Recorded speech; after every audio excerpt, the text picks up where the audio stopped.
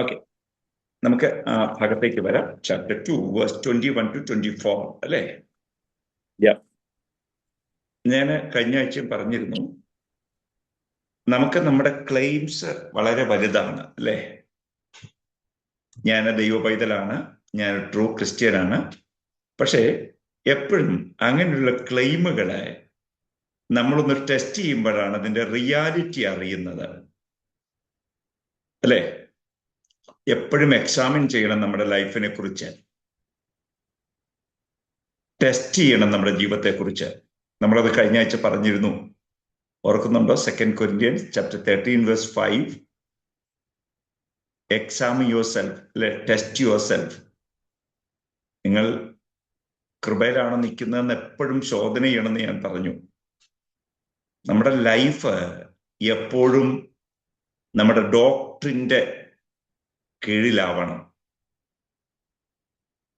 കേൾക്കുന്നുണ്ടോ? Right doctrine നമ്മൾ പറഞ്ഞിട്ടുണ്ട്, ഒന്നുകൂടെ പറയുക. റൈറ്റ് ഡോക്ട്രിൻ റൈറ്റ് ലിവിങ്ങിന് വേണ്ടിയാണ്. ഉപദേശം ശരിയാണോ എന്ന് അറിയാൻ നമ്മൾ പുസ്തകം നോക്കാതെ നമ്മുടെ ജീവിതത്തെ കൊണ്ട് കാണിക്കണം. Yes, what I say as doctrine, I'm proving through my life. അതായിരിക്കണം നമ്മുടെ ഏറ്റവും വലിയ പോളിസികളൊന്ന്. നമുക്ക് ആ ഭാഗത്തോട്ട് വരികയാണ്. അപ്പം ഇവിടെ ക്ലെയിംസ് വളരെ പ്രധാനപ്പെട്ടതാണ് അല്ലേ? നമ്മളത് പഠിച്ചിരുന്നു. I think that portion is over. The claims. We are leaders. We are teachers. എന്നൊക്കെയുള്ള ഭാഗം 21 to 24 ആണ് നമ്മൾ പഠിക്കാൻ പോകുന്നതെന്ന് ചിന്തിക്കുന്നു. എന്താണ് അവിടെ പ്രശ്നം? What was there issue? Actually അവിടെ ക്ലെയിംസും അവിടെ ലൈഫും രണ്ടും രണ്ടായിരുന്നു.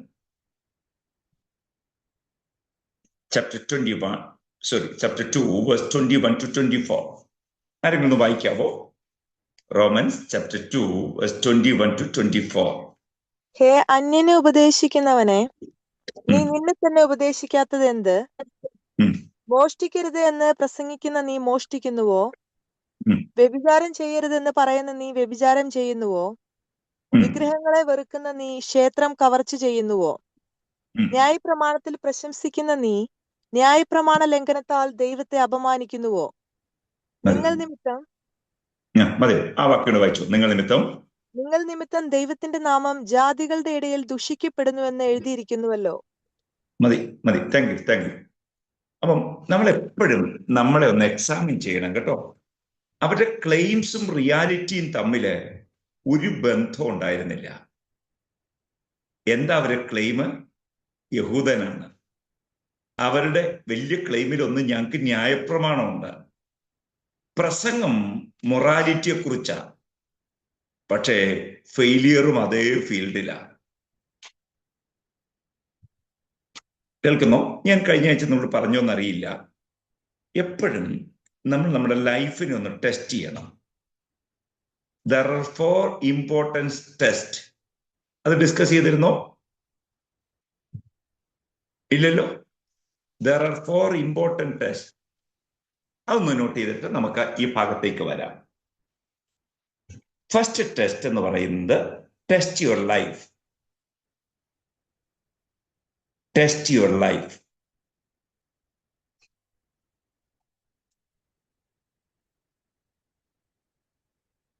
ആദ്യം നമ്മൾ ടെസ്റ്റ് ചെയ്യേണ്ടത് നമ്മുടെ ലൈഫിനെ.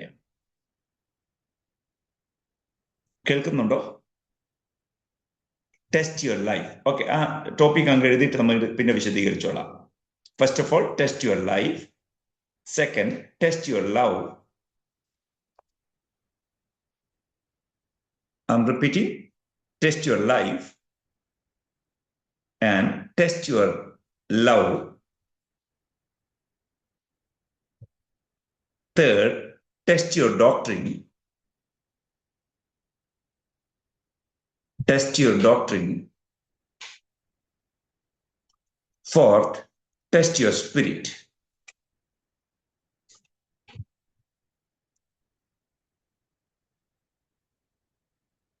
See, epistle of 1 John is talking about the reality of a Christian. What is the reality? You say something and you are living in a different way. You are contradicting scripture through your life. അതാണ് ഇവിടെ യോഹന്നാൻ നടത്തുന്ന ഈ പഠിപ്പിക്കലിലെ പ്രധാനപ്പെട്ട കാര്യം. അപ്പൊ യോഹന്നാൻ ഇവിടെ പറയുകയാണ്, ഒന്ന്, test your life. Please note down that scripture, 1 John chapter 1, 1 John chapter 1, 6 and 7. Okay, there are few references. 1 John chapter 1, verse 6 and 7, chapter 2, verse 3, chapter 2, verse 3, chapter 3, verse 7 and 8, chapter 3, verse 7 and 8. നമ്മുടെ ലൈഫിനെ എപ്പോഴും നമ്മൾ test ചെയ്തോണേ. ആ വാക്യം ഒരു വാക്യം മാത്രം ഒന്ന് വായിച്ചൊന്ന് explain ചെയ്യാവേ. 1 John chapter 1, verse 6 and 7 ഒന്ന് വായിച്ച്. അവനോട് കൂട്ടായ്മയുണ്ട് എന്ന് പറയുകയും ഇരുട്ടിൽ നടക്കുകയും ചെയ്താൽ നാം ഭോഷ്ക് പറയുന്നു, സത്യം പ്രവർത്തിക്കുന്നതുമില്ല. അവൻ വെളിച്ചത്തിലിരിക്കുന്നത് പോലെ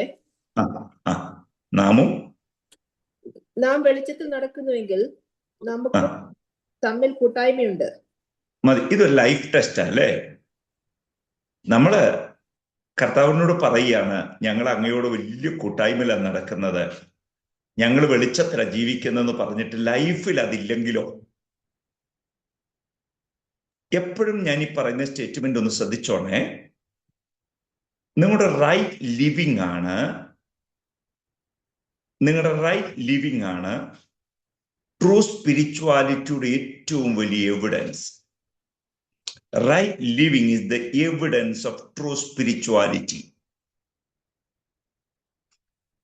Right living is the evidence of true spirituality.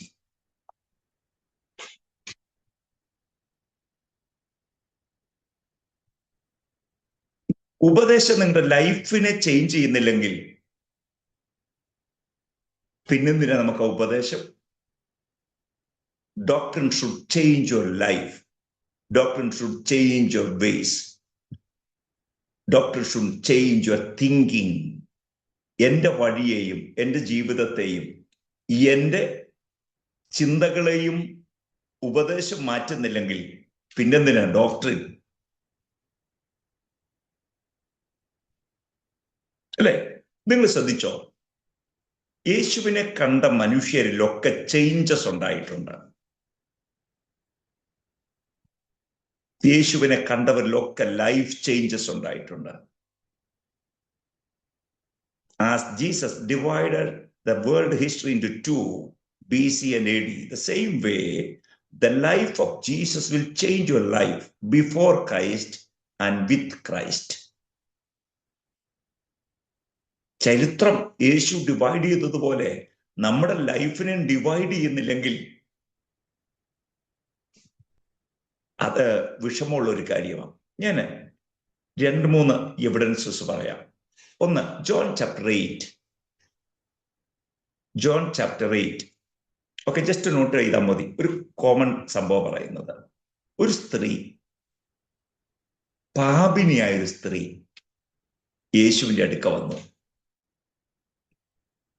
ആൾക്കാർ കൊണ്ടുവന്നതാ. അവളെ കല്ലെറിയാൻ വേണ്ടി തന്നെ കൊണ്ടുവന്നത്. പക്ഷേ യേശു അവസരം കൊടുത്തു. നിങ്ങളൊരു സ്നേഹത്തോടൊരു കാര്യം പറയട്ടെ, ദൈവം നമുക്ക് തരുന്ന ഏറ്റവും വലിയ നന്മയെന്ന് പറയുന്നത് നമുക്ക് അവസരങ്ങൾ തരുന്നു എന്നുള്ളതാ. കേൾക്കുന്നുണ്ടോ? ദൈവം നമ്മോട് കാണിക്കുന്ന ഏറ്റവും വലിയ കരുണ, ദൈവം നമുക്ക് ചാൻസ് തരുന്നു എന്നുള്ളതാ. അപ്പൊ ദൈവം തരുന്ന അവസരങ്ങൾ നമ്മുടെ ജീവിതത്തെ ചേഞ്ച് ചെയ്യാൻ വേണ്ടി ദൈവം ആഗ്രഹിക്കുക. ആ സ്ത്രീയെ ആരും കല്ലെറിഞ്ഞില്ല. യേശു പറഞ്ഞു, ഞാൻ നിനക്ക് ശിക്ഷ വിധിക്കുന്നില്ല. അടുത്തൊരു സ്റ്റേറ്റ്മെന്റ് പ്രധാനം, ഇനി പാപം ചെയ്യരുത്. ഇനി നീ പാപത്തിലോട്ട് പോകരുത്. യേശു ആഗ്രഹിച്ച അവിടെ ലൈഫ് ചേഞ്ച് ആവണം. Luke chapter 19,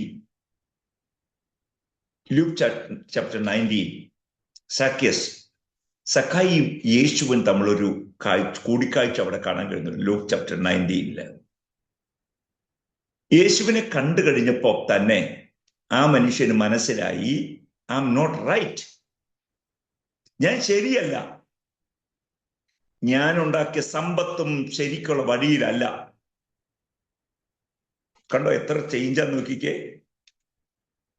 യേശു വീട്ടിൽ വന്നു കഴിഞ്ഞപ്പോ, യേശു ജീവിതത്തിൽ വന്നു കഴിഞ്ഞപ്പോ ആ മനുഷ്യൻ പറയുക, യേശുവേ ഞാൻ ശരിയല്ല. പലപ്പോഴും യേശുവിനെ നമുക്ക് ഇഷ്ടമാണെങ്കിലും യേശു നിമിത്തോളം നഷ്ടം നമുക്ക് സഹിക്കാനാണ് ഏറ്റവും വലിയ ബുദ്ധിമുട്ട്. എല്ലാവർക്കും യേശുവിനെ ഇഷ്ടപ്പെടാ. The teaching of Jesus is unique, എല്ലാവർക്കും പറയും അല്ലെ. യേശുവിന്റെ ഏറ്റവും വലിയ കാര്യം ലവ് യുവർ എനിമി, നിങ്ങളുടെ ശത്രുവിനെ സ്നേഹിക്കുക. ഇത്ര തീവ്രമായ കാര്യം യേശു പഠിപ്പിച്ചപ്പോഴും ഏറ്റവും വലിയ പ്രശ്നം യേശു പഠിപ്പിക്കുന്ന ഉപദേശത്തെ സ്വീകരിക്കാൻ നമുക്ക് താല്പര്യമില്ലെന്നുള്ളതാണ്. ഒരൊറ്റ ചോദ്യം ചോദിക്കട്ടെ, യേശുവിനെ ഇഷ്ടമാണെങ്കിലും യേശു നിമിത്തം ചില നഷ്ടപ്പെടുത്താൻ നമ്മൾ തയ്യാറാണോ എന്നുള്ള ചോദ്യം. See, Lord, I need you, but I'm not willing to lose my friendship. എന്റെ സൗഹൃദത്തെ എനിക്ക് നഷ്ടപ്പെടാൻ താല്പര്യമില്ല. Jesus, come to my house, come to my church, but don't come to my business. എന്റെ ബിസിനസ്സോട്ട് വരണ്ട, അവിടെ ഞാൻ പ്രോപ്പർ അല്ല. ചർച്ചിൽ ഞാൻ പ്രോപ്പറാ, പക്ഷെ ബിസിനസ്സിൽ പ്രോപ്പർ അല്ല. സക്കായി അവിടെ പറയുന്നൊരു കാര്യം, യേശുവേ ഞാന് ഒരു ടാക്സ് കളക്ടർ എന്ന നിലയിൽ, ആസ് എ ടാക്സ് കളക്ടർ ഞാൻ പലരുടെ കയ്യിൽ നിന്നും അന്യായമായത് വാങ്ങി. കേട്ടേ, ഞാനാണെങ്കിൽ തീരുമാനിച്ചുള്ള ഇനി വാങ്ങുകയില്ലെന്ന്. ഒരു നല്ല ഡിസിഷൻ അല്ലേ, diplomatic decision. Lord, I won't continue, ഞാനിത് തുടരുകയില്ല. പക്ഷെ ആ മനുഷ്യൻ പറയുന്നത്, ഐ വിൽ സ്റ്റോപ്പ് ഹിയർ, ഞാൻ ഇവിടെ നിർത്താം. പക്ഷെ പുറകോട്ട് തിരിഞ്ഞിട്ട് പറയുകയാണ്, I am ready to give it back. ഞാൻ അയോഗ്യമായി വാങ്ങിയത് തിരികെ കൊടുക്കാൻ ഞാൻ തയ്യാറാ. കേൾക്കുന്നുണ്ടോ? ഒറ്റ ഡിസിഷൻ മതിയായിരുന്നു, ഞാൻ ഇത് കണ്ടിന്യൂ ചെയ്യലെന്ന്. അതാ ഡിപ്ലോമാറ്റിക് ഡിസിഷൻ. പക്ഷെ ഈ മനുഷ്യന്റെ ഡിസിഷൻ ഡിപ്ലോമാറ്റിക് എന്നല്ല പറയുന്നത്. ആ മനുഷ്യൻ യേശു വന്നതോടൊപ്പം പറഞ്ഞു, ഞാൻ അയോഗ്യമായി വാങ്ങിയിട്ടുണ്ട്, ഞാൻ എല്ലാം തിരിച്ചു കൊടുത്തേക്കാം. ഒരൊറ്റ ചോദ്യം, യേശു വന്നതുകൊണ്ട് നിങ്ങൾക്ക് ലാഭമാണോ ഉണ്ടായത്, അതോ നഷ്ടമാണോ ഉണ്ടായത്? സ്പിരിച്വാലിറ്റിയിൽ ഇന്നത്തെ ഏറ്റവും വലിയ അപകടം യേശു വന്ന ജീവിതത്തിന് കിട്ടുന്ന ലാഭങ്ങളെ കുറിച്ചാണ് നമ്മൾ പറയുന്നത്. പക്ഷേ നിങ്ങൾ ആത്മീക ജീവിതത്തെ കാണുന്നെങ്കിൽ യേശു നിമിത്തമുള്ള നഷ്ടങ്ങളെ കൂടെ സഹിക്കാൻ നിങ്ങൾ തയ്യാറാവണം. Please note down one more reference, that is from book of Philippians chapter 3. പിന്നീട് വായിച്ചാൽ മതി. Book of Philippians chapter 3. ആ മനുഷ്യൻ പറയുക, യേശു വന്നു കഴിഞ്ഞപ്പം എന്റെ ലാഭങ്ങൾ മുഴുവൻ ഞാൻ നഷ്ടമായി എണ്ണി. കേൾക്കുന്നുണ്ടോ? എന്റെ ഏറ്റവും വലിയ പ്രശ്നം, Lord, I need everything, along with everything I need you Lord. എനിക്ക് എല്ലാറ്റിൻ്റെയും ഒപ്പം എനിക്ക് അങ്ങേ കൂടെ വേണം. യേശു പറഞ്ഞു, എനിക്ക് നിന്നെ വേണം, പക്ഷെ നിനക്കുള്ളത് എനിക്ക് വേണ്ട. ആ ഡിഫറൻസ് മനസ്സിലായോ? യേശുവിന് എന്നെ വേണം, നമ്മളെ വേണം, പക്ഷെ പലപ്പോഴും നമുക്കുള്ളത് വിട്ടുകളയാൻ നമ്മൾ തയ്യാറല്ല. നിങ്ങൾ കേട്ടിട്ടുണ്ടാകും അമേസിംഗ് ഗ്രേസ് എന്ന മനോഹരമായ ഇംഗ്ലീഷ് പാട്ട്, അല്ലെ? നിങ്ങളൊക്കെ പാടാറുള്ള കേട്ടാ. അമേസിംഗ് ഗ്രേസ്, അല്ലെ? ആ പാട്ട് ജോൺ മിൽട്ടൺ ഒരു അടിമക്കച്ചവടക്കാരനായിരുന്നു. അടിമക്കച്ചവടക്കാരൻ, സ്ലേവ് ട്രേഡിംഗ് ബിസിനസ്, കാശുണ്ടാക്കി. പക്ഷെ താൻ യേശുവിനെ കണ്ടെത്തിയപ്പോൾ അത് മുഴുവൻ വിട്ടു. Then he became a pastor. അതിനുശേഷമാണ് ആ മനോഹരമായ പാട്ട് എഴുതിയത്. കേൾക്കുന്നോ? നമ്മളെ കാണണം ആത്മീയതയിൽ. നിങ്ങൾ ബൈബിൾ വായിക്കേണ്ട ഒരു വലിയ രീതി ഞാൻ പറയാം. നിങ്ങൾ ബൈബിൾ വായിക്കുമ്പോൾ ആ ബൈബിൾ കഥാപാത്രങ്ങളുടെ ഭാഗത്ത് നിങ്ങളൊന്ന് ചേർത്ത് വെക്കണം. എന്നിട്ട് ബൈബിൾ വായിച്ചു നോക്കിക്കേ, അതിന്റെ പേഴ്സണൽ ആപ്ലിക്കേഷൻസ് വളരെ വലുതായിരിക്കും, അല്ലേ? ഓക്കെ, ഞാൻ മുമ്പോട്ട് പോകാം. അപ്പൊ ഒന്നാമത്തെ ടെസ്റ്റ് എന്ന് പറയുന്നത് ടെസ്റ്റ് യുവർ ലൈഫ്. ക്ലിയർ ആയോ? ജീവിതത്തെ എപ്പോഴും ശോധന ചെയ്യണേ. ജീവിതം പരാജയപ്പെടരുത്. ജീവിതം കൊണ്ട് ദൈവത്തെ നിഷേധിക്കരുത്. 2, ടെസ്റ്റ് യുവർ ലവ്. നമ്മുടെ സ്നേഹത്തെ എപ്പോഴും നമ്മൾ തിരിച്ചറിഞ്ഞോണം. John chapter 3 verse 1. Okay, epistle of 1 John chapter 3 verse 1.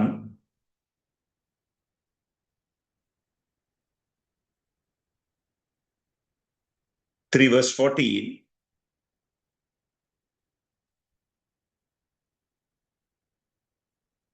Chapter 4 verse 7. 1 John chapter 3 verse 1, 1 John chapter 3 verse 14, 1 John chapter 4 verse 7 and 8. Test your love. നമ്മൾ എത്രത്തോളം യേശുവിനെ സ്നേഹിക്കുന്നുണ്ട്? ഇപ്പോഴും നമ്മളുടെ സ്നേഹം സെൽഫിഷ് ആണോ? കേൾക്കുന്നുണ്ടോ? നമുക്ക് പലപ്പോഴും ഇഷ്ടം നമ്മളെയാണ്. സെൽഫിഷായ സ്നേഹം. ഇങ്ങോട്ട് എനിക്ക് നേടാനുള്ള സ്നേഹം. പക്ഷെ യേശുവിന്റെ സ്നേഹം അങ്ങനെയല്ല.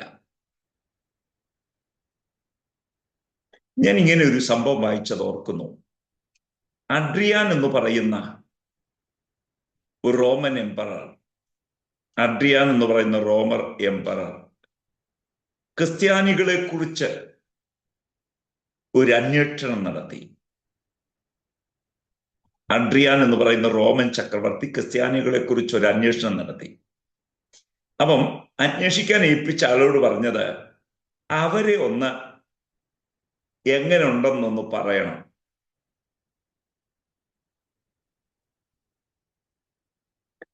ഈ അഡ്രിയാൻ അന്വേഷിച്ച ക്രൈസ്തവരെ കുറിച്ച്, ക്രിസ്ത്യാനികളെ കുറിച്ച് അദ്ദേഹത്തിന് കിട്ടിയ റിപ്പോർട്ട് ഇങ്ങനെയാ പറയുന്നത്.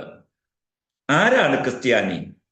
ഒന്ന്, അദ്ദേഹത്തിന് കിട്ടിയ റിപ്പോർട്ട് ഇതാണ്: അവർ മറ്റുള്ളവരെ ഇല്ലായ്മയിൽ സഹായിക്കുന്നു. They have a helping nature, helping each other.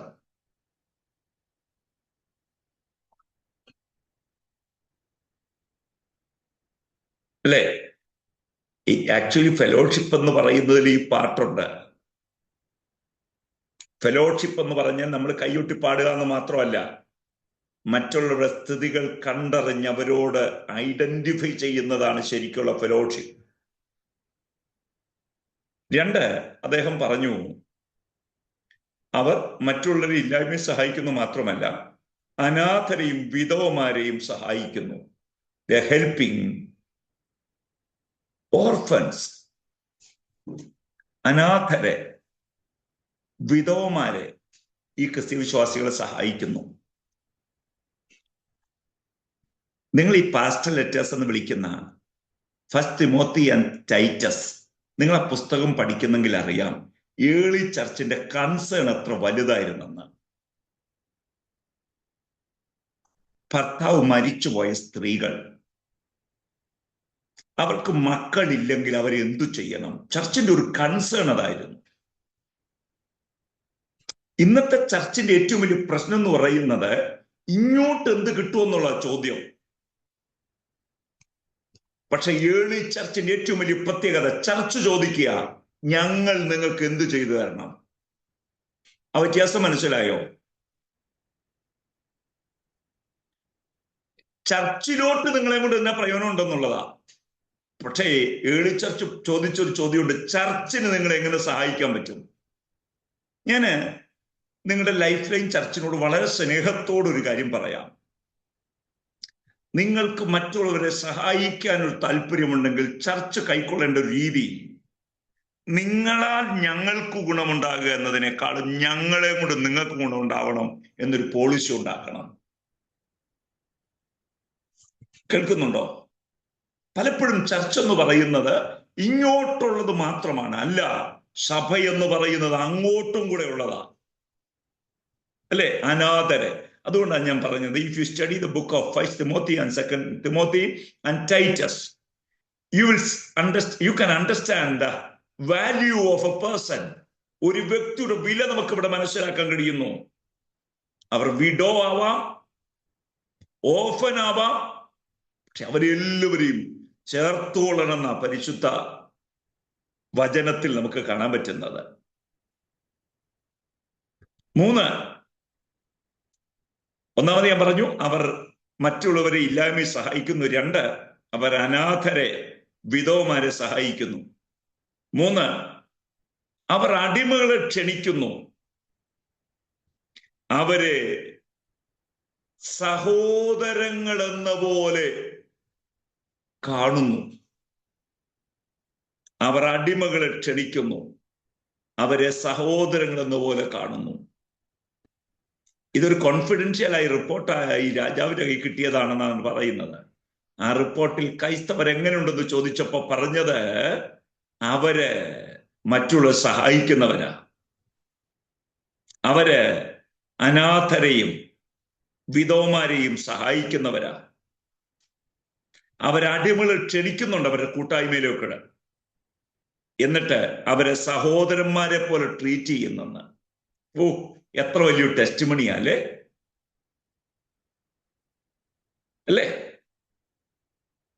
അടിമ എന്ന് പറയുന്ന സ്ലേവാ, പോടാ എന്ന് അവരോടുള്ള വാക്ക്.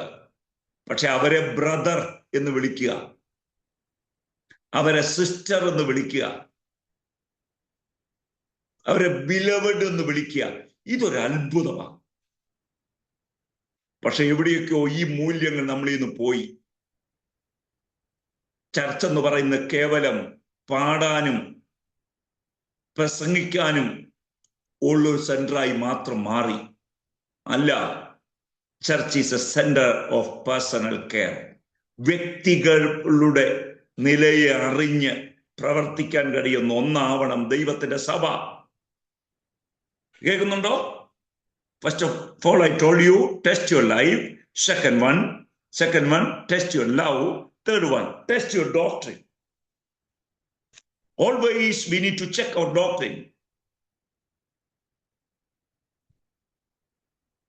Because doctrine is considered as the foundation of right living. Doctrines are considered as the foundation of Christian living or teaching. അപ്പൊ ഡോക്ടറിൻ ഇത്ര പ്രധാനപ്പെട്ട കാര്യങ്ങളാ. കേൾക്കുന്നുണ്ടോ? ഡോക്ടറിൻ വളരെ പ്രാധാന്യമുള്ളതാ. ഞാൻ ഒന്ന് പറഞ്ഞത്, test your life. 2, test your love. Third one, test your doctrine. 1 John chapter 4 verse 6. 1 John chapter 4 verse 6. 1 John chapter 4 verse 2.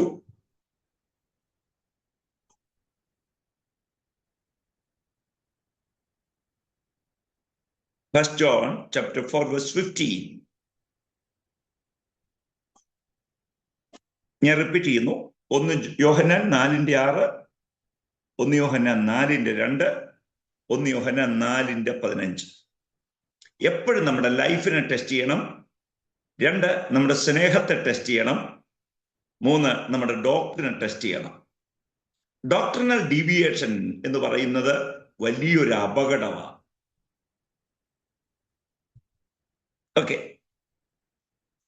Doctrinal deviation. ഞാൻ സ്നേഹത്തോടൊരു ചോദ്യം ചോദിക്കട്ടെ. എന്തിനാണ് നിങ്ങൾ ബൈബിൾ വായിക്കുന്നതും പഠിക്കുന്നതും?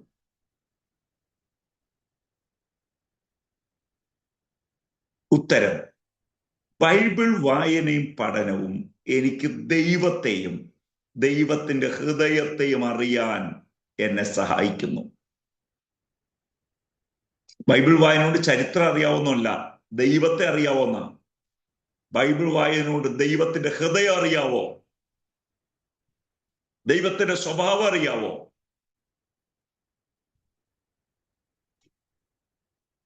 നമുക്ക് കിട്ടിയ റൈറ്റ് ഡോക്ടർ എന്ന് പറയുന്നത് വളരെ പ്രാധാന്യമുള്ളതാണ്. പക്ഷെ ഈ കാലഘട്ടത്തിലേക്ക് വന്നപ്പോ ഡോക്ടറിനൽ ചേഞ്ചസ് ഒത്തിരി സഭയെ നശിപ്പിക്കുന്നുണ്ട്.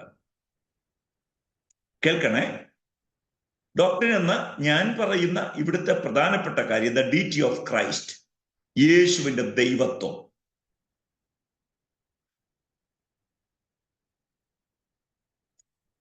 The uniqueness of Jesus Christ is not the miracle.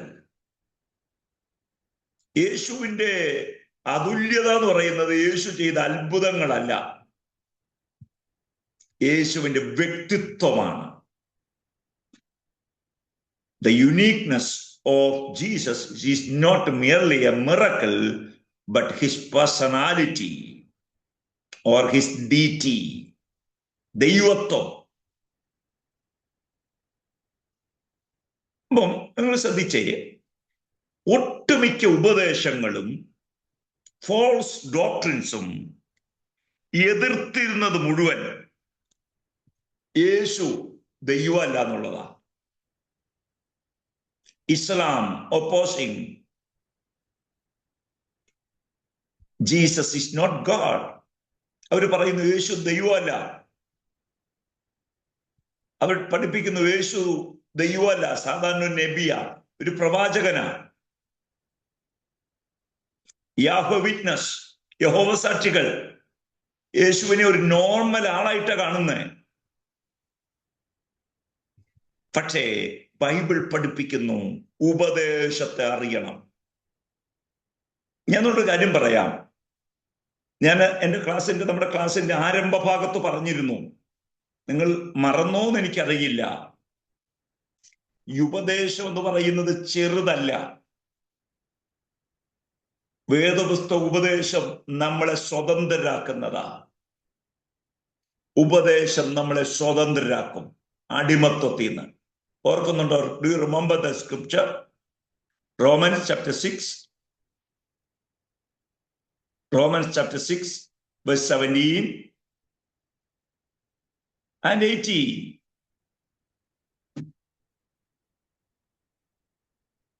Romans chapter 6 verse 17 and 18. എന്നാൽ നിങ്ങൾ പാപത്തിന്റെ ദാസന്മാരായിരുന്നുവെങ്കിലും നിങ്ങളെ പഠിപ്പിച്ച ഉപദേശ രൂപത്തെ നിങ്ങളെ പഠിപ്പിച്ചു. മതി. ഡോക്ടർ നിങ്ങളെ പഠിപ്പിച്ചു. ചർച്ചിന്റെ ഏറ്റവും വലിയ കടമകളൊന്ന് ടീച്ച് ദ ഡോക്ട്രിൻ എന്ന് പഠിപ്പിച്ചു. ഇനി അടുത്ത വാക്കുണ്ടോ? ആ പഠിച്ചതിനെ അവരെന്ത് ചെയ്തു? ഉപദേശ രൂപം എന്ന വാക്ക് കേൾക്കൂ. ഉപദേശ രൂപം എന്ന് പറഞ്ഞാൽ ശരിക്കുള്ള ഉപദേശത്തിന്റെ ഫോം നിങ്ങളെ പഠിപ്പിച്ചു. അത് നിങ്ങൾ എന്ത് ചെയ്തു? ഹൃദയപൂർവ്വം അനുസരിച്ചു. അപ്പൊ പഠിപ്പിക്കുന്നത് പഠിക്കുക. നമുക്കിങ്ങനെ ഓർഡറിൽ പറഞ്ഞാൽ പഠിപ്പിക്കുക, പഠിക്കുക, അനുസരിക്കുക, സ്വതന്ത്രരാകുക. ഇതാ സ്റ്റെപ്പ് എന്ന് പറയുന്നത്. ഇനി ഫോൾസ് ഡോക്ട്രിന്റെ പ്രശ്നം അറിയാവോ? ഫോൾസ് ഡോക്ട്രിൻ വീണ്ടും നിങ്ങളെ അടിമയാക്കും. പക്ഷെ റൈറ്റ് ഡോക്ട്രിൻ എപ്പോഴും നിങ്ങളെ സ്വതന്ത്രരാക്കും. ഈ വലിയ വ്യത്യാസം. അപ്പൊ ഡോക്ടറിനെ ചെറുതായി കാണരുത് കേട്ടോ. ഡോക്ടറിനിൽ എല്ലാം യെസ് അല്ല, ഡോക്ടറിൻ നോ ഉണ്ട്. നിങ്ങളൊന്ന് ആലോചിച്ച് നോക്കിയേ, അയർലൻഡിലും ഇന്ത്യയിലും എവിടെയാണെങ്കിലും റോഡെന്ന് പറഞ്ഞാൽ ട്രാവൽ ചെയ്യാനാണ്. പക്ഷെ ട്രാവൽ ചെയ്യാനുള്ള റോട്ടിൽ യെസ് മാത്രമാണോ നിങ്ങൾ കാണുന്നത്? അല്ല, ഡു നോട്ട് ഓവർടേക്ക് കാണാറില്ലേ? അല്ലെ? ഇവിടുത്തെ റോഡ് പോലെ ഒരുപക്ഷെ ഇവിടുന്നൊക്കെ റോഡിനൊക്കെ കുറച്ച് നല്ല റോഡുകളാവാം, പക്ഷെ റോഡിലൊക്കെ നിയമമുണ്ട്. എന്തിനാ നിയമം? റോഡ് വണ്ടി ഓടിക്കാനുള്ളതാ അല്ലെ? ആ വണ്ടി ഓടിക്കുമ്പോ എന്തിനാ നിയമം? ഉത്തരം, ഫോർ യുവർ സേഫ്റ്റി, നിങ്ങളുടെ സുരക്ഷിതത്വത്തിന് വേണ്ടി. ഡു നോട്ട് ഓവർടേക്ക് അല്ലെ? This is A slippery road. മുമ്പോട്ട് പോകുമ്പോ അവിടെ സ്ലിപ്പാകാൻ സാധ്യത ഉണ്ട്. ഇതൊക്കെ സൂചന തരുന്നുണ്ട്. ഒരാൾ ചോദിക്കുക, റോഡെന്ന് പറഞ്ഞ പിന്നെ എന്തിനാ നിർമ്മിച്ചേ? റോഡ് നിർമ്മിച്ചത് യാത്രയ്ക്കാണ്, പക്ഷെ യാത്രയുടെ സേഫ്റ്റിക്ക് വേണ്ടി നിയമങ്ങൾ ഉണ്ടാവണം ഇല്ലേ? അവിടെ റെഡ് സിഗ്നൽ ഉണ്ടെന്ന് തോന്നുന്നു അല്ലേ? ലോകത്തെല്ലായിടത്തും കാണും.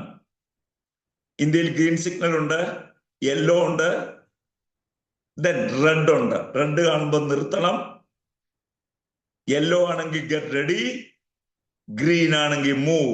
ഇതാണ് സിഗ്നലിന്റെ പ്രത്യേകത.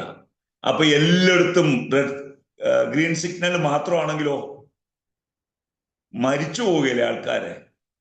അപ്പൊ ഈ ഡോക്ടർ എന്ന് പറഞ്ഞാൽ എപ്പോഴും യെസ് അല്ല, ഡോക്ടറിന് നോയുണ്ട്. അതുകൊണ്ടാണ് പലർക്കും ഈ ഉപദേശത്തെ താല്പര്യമില്ലാത്ത.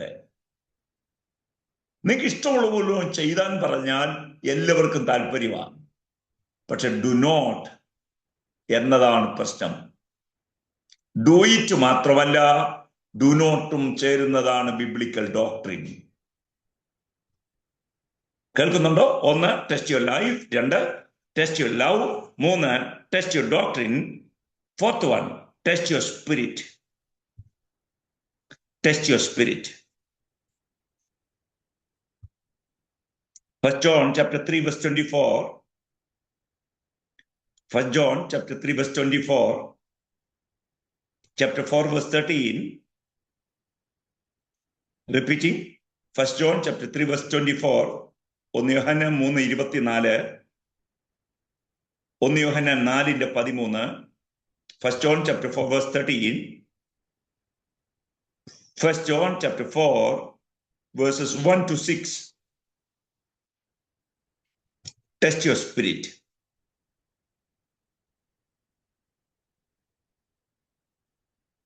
ഈ സ്പിരിറ്റ് എല്ലാം ദൈവത്തിൽ നിന്നുള്ളതല്ല.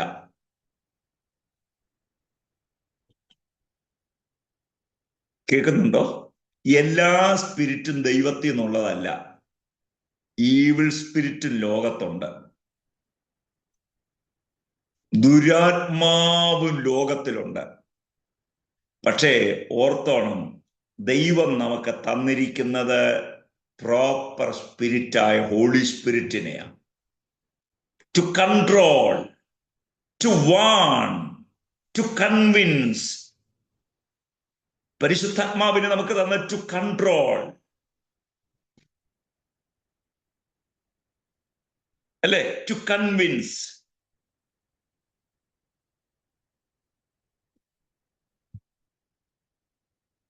ഇതിനൊക്കെ പരിശുദ്ധാത്മാവിനെ നമുക്ക് തന്നത്.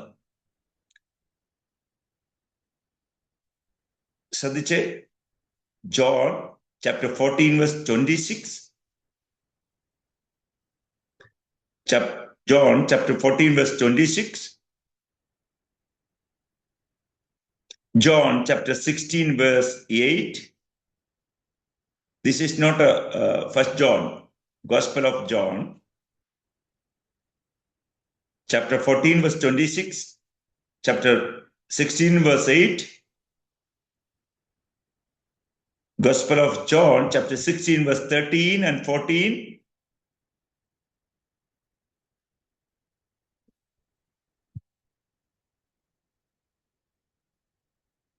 Romans chapter 8, 15 and 16. Reference കിട്ടിയോ? Want to repeat it? വേണ്ടല്ലോ. ഓക്കെ. ഈ നമ്മുടെ മേൽ ദൈവം തന്ന പരിശുദ്ധാത്മാവ് നമ്മളെ ഒരു ഹോളി ലിവിങ്ങിന് വേണ്ടി തന്നതാണ്. Holy living. ചിലപ്പോ നമുക്കൊരു കൺഫ്യൂഷൻ ഉണ്ടാവാം. എന്താണ് ഈ ഫില്ലിങ്ങിന്റെ ഒക്കെ ആവശ്യം? Filled with Holy Spirit and controlled by Holy Spirit, ഇതിന്റെ ഒക്കെ അർത്ഥം എന്നാ? ഞാൻ ചെറിയ ഒരു ഉദാഹരണം എപ്പോഴും പറയാറുണ്ട്, അത് നിങ്ങളുമായിട്ടൊന്ന് പറയാൻ ഞാൻ ആഗ്രഹിക്കുന്നു. നമ്മളൊക്കെ പ്രത്യേക ഒക്കേഷനിലൊക്കെ ബലൂൺ ഇപ്പോഴും ഉപയോഗിക്കാറുണ്ട് അല്ലേ? കുഞ്ഞുങ്ങളുടെ ബർത്ത്ഡേക്ക്, അതുപോലുള്ള സെലിബ്രേഷനൊക്കെ ഉപയോഗിക്കാറുണ്ട് അല്ലെ? പരിചയമുണ്ടല്ലോ. ഷാൻലിക്കൊക്കെ നല്ല പരിചയമുണ്ടല്ലേ? ബലൂൺ മനസ്സിലായല്ലോ? ഓക്കെ, ചിരിക്കുന്നു. നിങ്ങൾ ആ ബലൂൺ എടുത്ത് കൈ പിടിച്ചിട്ട് നിങ്ങൾ നിൽക്കുന്നിടത്ത് നിന്ന് ആ ബലൂണിനെ താഴേക്ക് വിട്ടാൽ അവിടെ ഒരു വാക്കുണ്ട്, മാസ് എന്ന വാക്കിന്റെ അർത്ഥം. അതിന്റെ വെയിറ്റ് അതിനെ കൺട്രോൾ ചെയ്യും ഇല്ലേ? എവിടെയാണോ നിങ്ങളെ ബലൂൺ ഇട്ടത് അവിടെ തന്നെ അത് വീഴും. കാരണം എന്നാ? ആ ബലൂണിന്റെ വെയിറ്റ് ആണ് അതിനെ കൺട്രോൾ ചെയ്യുന്നത് ഇല്ലേ? അവിടെ തന്നെ വീഴും. പക്ഷേ ആ ബലൂണിൽ നിങ്ങൾ കുറച്ച് എയർ ഒന്ന് ഫില്ല് ചെയ്യുകയോ അല്ലെങ്കിൽ ഹീലിയം നിറയ്ക്കുകയോ ചെയ്തെന്നിരിക്കട്ടെ, എന്നിട്ട് നന്നായിട്ട് കെട്ടുക. കെട്ടിയിട്ടൊന്ന് വിട്ടു നോക്കി എന്താ സംഭവിക്കുന്നത്? ബലൂൺ കാലിയായിരുന്നപ്പോൾ അതിനെ അതിന്റെ വെയിറ്റാ കൺട്രോൾ ചെയ്തത്, അത് അവിടെ തന്നെ വീണു. പക്ഷെ ഇന്ന് ആ ബലൂണിനെ നിങ്ങൾ വിട്ടാൽ അത് അവിടെ വീഴുകയില്ല. എന്താ സംഭവിച്ച്? അതിന്റെ മാസിനെ, അതിന്റെ വെയിറ്റിനെ അതിന്റെ ഉള്ളിലുള്ളത് കൺട്രോൾ ചെയ്യാൻ തുടങ്ങി. കേൾക്കുന്നോ? സത്യത്തിൽ ഇതാണ് വേദപുസ്തകം നമ്മോട് ആവശ്യപ്പെടുന്ന ആത്മനിറവ് കൊണ്ടുള്ള ഗുണം. പരിശുദ്ധാത്മാവ് കൊണ്ട് ഒരു മനുഷ്യൻ നിറയുക എന്നതിന്റെ അർത്ഥം ആ മനുഷ്യന്റെ കൺട്രോളിൽ നിന്ന് ജീവിതം ശുഭമായ നന്മകളിലേക്ക് നമ്മൾ മാറ്റുമെന്നുള്ളതാണ്. കേൾക്കുന്നുണ്ടോ? ഇതാണ് പരിശുദ്ധാത്മാവിന്റെ പ്രവർത്തനം. എപ്പോഴും ഓർത്തോണം, എന്നെ ഭരിക്കുന്നത് പരിശുദ്ധാത്മാവാ. കാരണം അങ്ങനെ ഒരാളെ പരിശുദ്ധാത്മാവ് എപ്പോഴും വാൺ ചെയ്യും. നിങ്ങളെ പരിശുദ്ധാത്മാവ് എപ്പോഴെങ്കിലും വാൺ ചെയ്യാറുണ്ടോ? അത് ചെയ്യരുത്, അങ്ങനെ പറയരുത്. അത് ചെയ്തത് തെറ്റായിപ്പോയി എന്നെപ്പോഴെങ്കിലും പരിശുദ്ധാത്മാവ് പറയാറുണ്ടോ? ഉണ്ടെങ്കിൽ സന്തോഷിച്ചോ. ആത്മനിറവ് കൊണ്ടുള്ള വലിയ ഗുണങ്ങളിൽ ഒന്നാതാ. കേൾക്കുന്നോ? ഞാനിവിടെ ഈ ഭാഗം പറഞ്ഞത് പലപ്പോഴും ടെസ്റ്റ് ചെയ്യാൻ അവർക്ക് പറ്റിയില്ല എന്നുള്ളത് കൊണ്ടാണ്. നോക്കിയേ, ഈ ജനത്തിന് നമ്മൾ റോമൻ ചാപ്റ്റർ 2 വരികയാണ്. അവിടുന്ന് ഈ ഒരു ചിന്ത തെളിയിക്കാൻ വേണ്ടി ഞാൻ 4 ഭാഗത്തോട്ട് പോയെന്നേ ഉള്ളൂ. നോക്കിയേ, ഇവിടെ ഏറ്റവും വലിയ പ്രശ്നം മറ്റുള്ളവർ ഉപദേശിച്ചു, സ്വയം ഉപദേശിച്ചില്ല. കേൾക്കുന്നുണ്ടോ? നമുക്ക് കിട്ടുന്ന ഉപദേശം മറ്റുള്ളവർ ഉപദേശിക്കാൻ വേണ്ടിയുള്ളതല്ല. അതിന്റെ പ്രൈമറി താല്പര്യം എന്ന് പറയുന്നത് നമ്മളോട് പറയണം നമ്മൾ ബൈബിൾ. കേൾക്കുന്നുണ്ടോ? ബൈബിളിന്റെ ആദ്യത്തെ പ്രസംഗകനും ബൈബിളിലെ ആദ്യത്തെ ശ്രോതാവും അവനവൻ തന്നെ. മറ്റുള്ളവരോട് എന്തെങ്കിലും ഒരു മെസ്സേജ് കൺവേ ചെയ്യുന്നതിന് മുമ്പ് ആദ്യം അത് അവനോട് പറയണം, എടാ നീ നേരെയാക, നിന്റെ നാക്ക് ശരിയാക്ക, അല്ലേ? അവനവനോട് പറയണം. പക്ഷെ ഇവിടെ വലിയ പ്രശ്നം, ഇവർ മറ്റുള്ളവർ അഡ്വൈസ് ചെയ്തു, സ്വയം ഉപദേശിച്ചില്ല. നമുക്ക് അങ്ങനെ ഒരു അപകടം വരാൻ സാധ്യതയുണ്ട് കേട്ടോ. ടീച്ചർ എപ്പോഴും പറയുന്നത് നീ ശരിയല്ലെന്നാണ്, പക്ഷെ നമ്മളോട് പറയണം ഞാനും ശരിയല്ലല്ലോ. ഇവിടെ വലിയ പ്രശ്നം, അവർ എന്തു പറഞ്ഞോ അതിന് വിരുദ്ധമായി ജീവിച്ചു. അവർ വിശുദ്ധി പ്രസംഗിച്ചു, അശുദ്ധിയിൽ ജീവിച്ചു. വിഗ്രഹങ്ങളെ എതിർത്തു, പക്ഷേ വിഗ്രഹങ്ങളെ കൊള്ളയിട്ടു. അവരുടെ ക്വാളിറ്റി ഓഫ് ലിവിങ് നോക്കിയേ. പറഞ്ഞെന്നല്ലാതെ പറഞ്ഞതിന്റെ യാതൊരു സ്വാധീനവും അവരുണ്ടായില്ല. നിങ്ങൾ ശ്രദ്ധിച്ചാൽ അറിയാം, യേശു കർത്താവ് ഏറ്റവും കൂടുതൽ എതിർത്തത് ആരെയാണെന്നറിയാവോ? യേശു കർത്താവ് ഏറ്റവും കൂടുതൽ എതിർത്തത് ആരെയാണെന്നറിയാവോ? സിന്നേഴ്സ് എന്ന് വിളിക്കുന്ന ടാക്സ് കളക്ടേഴ്സിനെയാണോ? സിന്നേഴ്സ് എന്ന് വിളിക്കുന്ന പുറംജാതിക്കാരെയാണോ? യേശു ഏറ്റവും കൂടുതൽ എതിർത്തത് ആരെയാണെന്നറിയാവോ? ബൈബിളിലെ ഈ വാക്കുകളൊന്ന് വായിച്ചേ. Matthew chapter 23 verse 3. മത്തായി സുവിശേഷം 23-ാം അധ്യായം 3-ാമത്തെ വാക്യം ഒന്ന് വായിച്ചേ.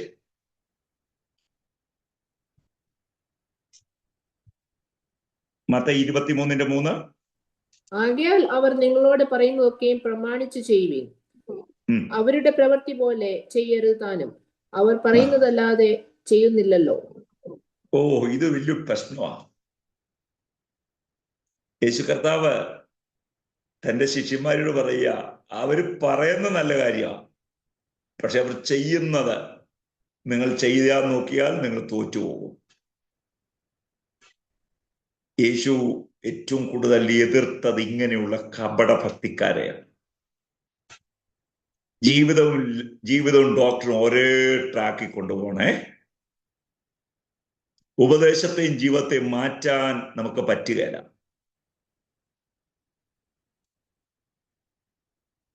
അതുകൊണ്ട് ഞാൻ ആ സ്റ്റേറ്റ്മെന്റ് ഒന്നുകൂടെ പറയാം. Right doctrine for a right living. ശരിയായ ഉപദേശം ശരിയായ ജീവിതത്തിനുള്ളതാ.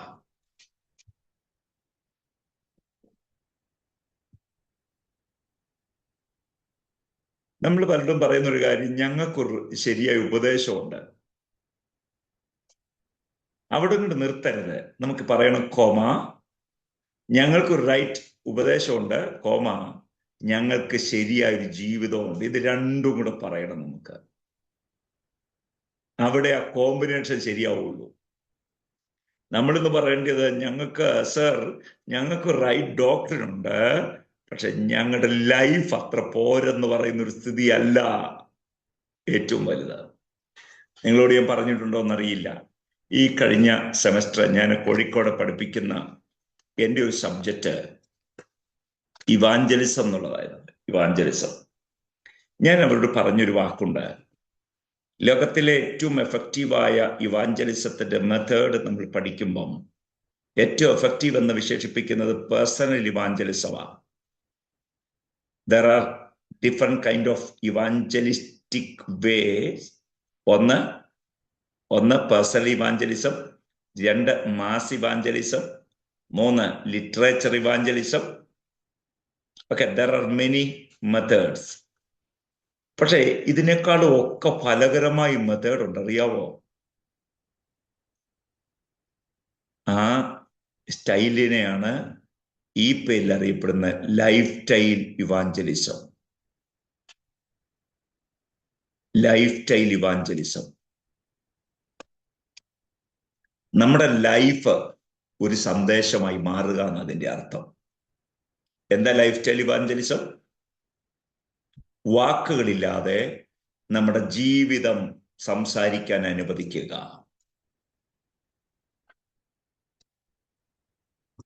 പേഴ്സണൽ ഇവാഞ്ചലിസത്തിൽ നമ്മൾ വാക്കുകൾ ഒത്തിരി ഉപയോഗിക്കുന്നു. മാസ് ഇവാഞ്ചലിസത്തിൽ തന്നെ സൂപ്പർ പ്രസംഗങ്ങൾ നമ്മൾ നടത്തുന്നു. പക്ഷെ പ്രശ്നം, ലൈഫ് സ്റ്റൈൽ ഇവാഞ്ചലിസത്തിന്റെ പ്രത്യേകത നമ്മളെ കാണണം, നമ്മളെ അറിയണം, എന്നിട്ട് നമ്മുടെ കർത്താവിനെ അറിയണം. ഓ, എത്ര ഡീപ്പായ ഒരു നിലയല്ലേ? നമ്മളെ അറിയണം, നമ്മുടെ ലൈഫ് അറിയണം, പോരാ, നമ്മുടെ കർത്താവിനെ അറിയണം. സ്തോത്രം. അപ്പൊ ഇവിടെ ഫെയിലിയേഴ്സ് എന്താ? ഒന്ന്, ഇവർ പ്രസംഗിച്ചു പക്ഷെ അതുപോലെ ചെയ്തില്ല. 2, ഇവർ മറ്റുള്ളവർ പ്രസംഗിച്ചു, സ്വയം പറഞ്ഞില്ല, സ്വയം ഉപദേശിച്ചില്ല.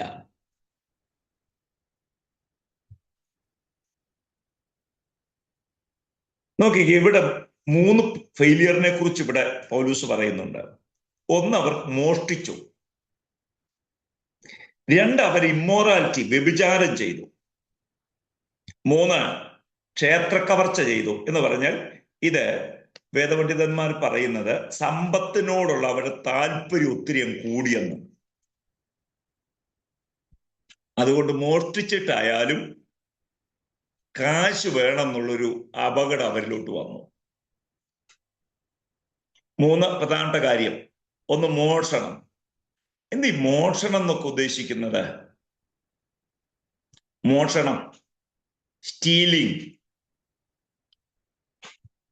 മലാക്കി പ്രവചനം 3-ാം അധ്യായം 8-9 വാക്യങ്ങൾ ഇപ്പൊ വായിക്കണ്ട, ജസ്റ്റ് നോട്ട് ചെയ്തു, ഞാൻ ക്ലാസ് നിർത്തുക. മലാക്കി 3:8-9 പിന്നെ ഒന്ന് വായിക്കണേ. ദൈവത്തിന് കൊടുക്കേണ്ടതെന്തും നമ്മൾ എടുക്കുന്നത് മോഷണമാണ്. ഒന്നുകൂടെ ഞാൻ പറയാം, ദൈവത്തിന് കൊടുക്കേണ്ടതെന്തും നമ്മൾ എടുക്കുന്നത് മോഷണമാണ്. എന്താ മോഷണം? ദൈവത്തിന് കൊടുക്കേണ്ടതെന്തും നമ്മൾ എടുക്കുന്നത് മോഷണമാണ്. ഇവിടെ ടൈത്തിനെ കുറിച്ചാണ് പറഞ്ഞത്. മലാക്കി ടൈത്തിനെ കുറിച്ചാണ് പറഞ്ഞത്. ദൈവത്തിന് കൊടുക്കേണ്ടത് നിങ്ങൾ എടുക്കുക. 2, ദൈവത്തിന് കൊടുക്കേണ്ട മഹത്വം നമ്മൾ എടുക്കരുത്, അതും മോഷണമാണ്.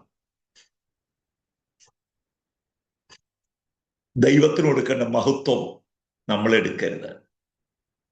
അപ്പൊ ഇവര് മോഷ്ടിക്കുന്ന വലിയ മിടുക്കരായിരുന്നു. 2, ഇമ്മോറാലിറ്റി. ഡു നോട്ട് പബ്ലിക് പഠിപ്പിച്ചു, ബട്ട് ഡു ഇറ്റ് എന്നത് സീക്രട്ടിൽ അവർ പ്രാക്ടീസ് ചെയ്തു. അപ്പൊ ഡു നോട്ട് ആർക്ക് വേണ്ടിയാ? കേൾക്കുന്നവർക്ക്. ഡു ഇറ്റോ അവനവന് വേണ്ടി. സ്തോത്രം. എല്ലാവരും കേൾക്കണേ. ഈ വാക്കൂടെ പറഞ്ഞു നിർത്താം. നമ്മുടെ ദൈവം പുറമേ ഉള്ളത് മാത്രം കണ്ടിരുന്നെങ്കിൽ നമ്മൾ രക്ഷപ്പെട്ടേനെ. പക്ഷെ നമ്മുടെ ദൈവത്തിന് നമ്മളെ അറിയാം. ഈ വാക്കൂടെ ഒന്ന് ശ്രദ്ധിച്ച് കേൾക്കണേ. നമ്മളിൽ ഒരു നമ്മളുണ്ട്,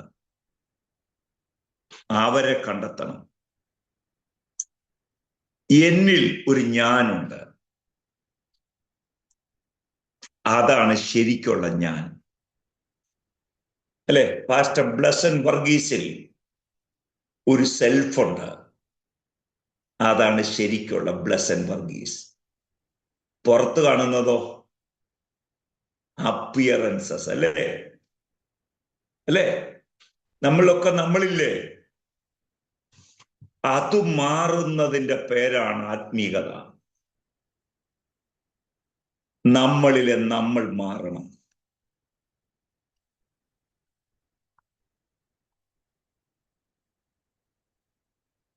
കേൾക്കുന്നുണ്ടോ? അതുകൊണ്ട് ഞാനൊരു വാക്കൂടെ പറഞ്ഞു നിർത്താം. ഞാൻ എന്ന ചിന്ത വളരാൻ നമ്മൾ അനുവദിക്കരുത്. ചർച്ചിലും വീട്ടിലും എവിടെയും ഞാൻ എന്ന് പറയുന്ന സാധനം ഉണ്ടല്ലോ. I am something special. ചർച്ചകളൊക്കെ നേരിടുന്ന പ്രധാന പ്രശ്നമാണ് എന്നാന്നറിയാവോ? ഞാനാ. അല്ലെ? ഞാൻ. നിങ്ങൾ ഓർക്കുന്നുണ്ടോ ഒരു ചർച്ചിലെ epistle of John, I think 3rd John,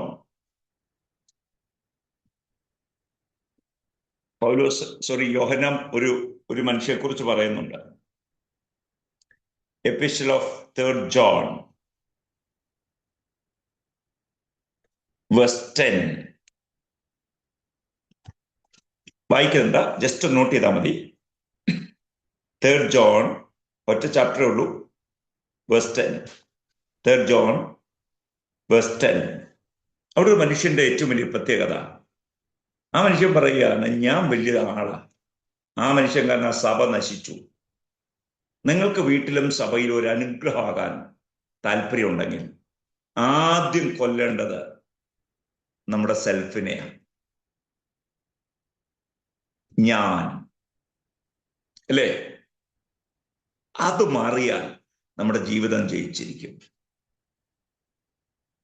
അപ്പോ ഞാൻ പറഞ്ഞു നിർത്തുന്നത് ഇങ്ങനെയാണ്: നമ്മുടെ ക്ലെയിംസും നമ്മുടെ റിയാലിറ്റിയും തമ്മിൽ എപ്പോഴും നമ്മളൊന്ന് പരിശോധിക്കണം. ദൈവം അനുഗ്രഹിക്കട്ടെ. സമയം പോയി. Thank you so much.